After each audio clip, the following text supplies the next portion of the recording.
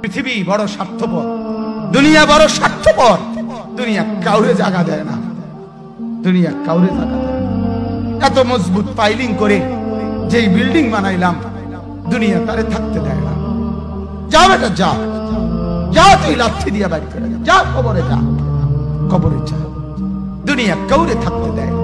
দুনিয়া কত ক্ষমতা ধরকে মাটির নিচে ফেলাই দিছে, দুনিয়া কত সম্পদ আলাকে মাটির নিচে ফেলে দিছে, দুনিয়া কত সুন্দরী নারীকে মাটির নিচে ফেলাই দিছে, মাটির সাথে রেজা রেজা করে ফেলছে। আজ আর চেহারা নাই, আজ আর রূপ নাই, আজ আর যৌবন নাই, আজ আর ক্ষমতা নাই। এমন বাদশা ছিল পৃথিবীতে যার হাতের আঙ্গুলের ইশারায় মানুষের গর্দান উড়াইয়া দিত, যার হাতের ইশারায় উঠত মানুষ, বসত মানুষ।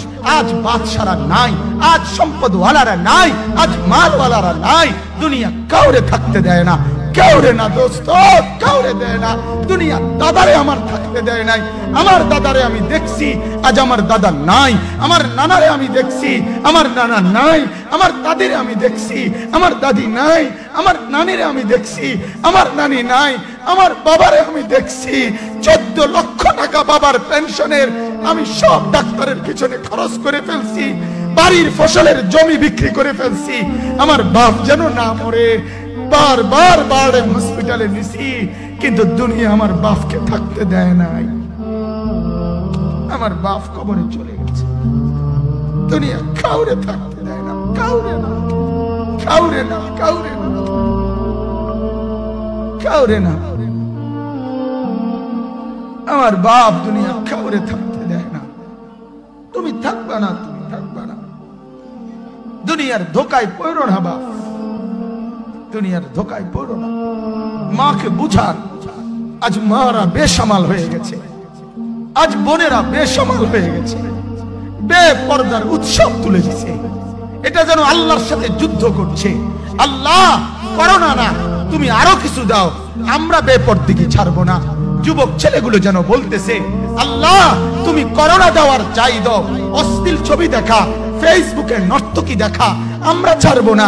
দেখি তুমি কি করতে পারো, তুমি যা করার করো।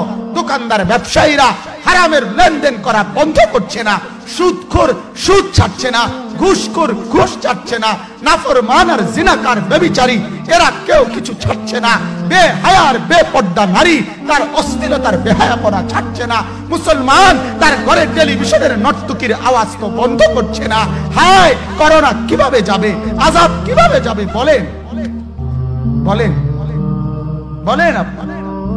আমার বাপ ফেরাউনের উপরে তো আযাব এতদিন ছিল না, নমরুদের উপরে আযাব এতদিন ছিল না, সাদ্দাদের উপরে আযাব এতদিন ছিল না, কারুনের উপরে আযাব এতদিন ছিল না, লূত আলাইহিস সালামের কওমের উপরে আযাব এতদিন ছিল না, হুদ আলাইহিস সালামের কওমের উপরে আযাব এতদিন ছিল না, নূহ আলাইহিস সালামের কওমের উপরে এতদিন আযাব ছিল না। আজ আমরা মালিককে এই পরিমাণ নারাজ করছি, মালিক এত বেশি নারাজ। আজ 1 বছর হয়ে গেছে, 1 বছরের চাইতে বেশি হয়ে গেছে, কই করোনার মহামারীর আযাব তো যাচ্ছে না, গেছে গা বলে। আমাদের লক্ষ লক্ষ বাচ্চার পড়ালেখা বন্ধ, এরা নষ্ট হওয়ার চূড়ান্ত পর্যায়ে পৌঁছে গেছে। মোবাইল এদেরকে শেষ করে দিছে, লক্ষ লক্ষ ছেলে। গতকালকে এক মা আমার আত্মীয় ফোন দিয়া বলতেছে, সকাল 10টায় বাচ্চাটা ঘর থেকে মোবাইল লইয়া বাইর হইছে, রাতের 10টায় মা তারে ফোন দিয়া বলছে, বাপ ঘরে আসতি না, ভাত খাইতি না। বাচ্চা তারে বলতেছে, তোমার অসুবিধা কি, তোমার সমস্যা কি? মা এই কথা বইলা কাঁদা দিছে যে, শোনেন হুজুর কদ্দুর দোয়া করো।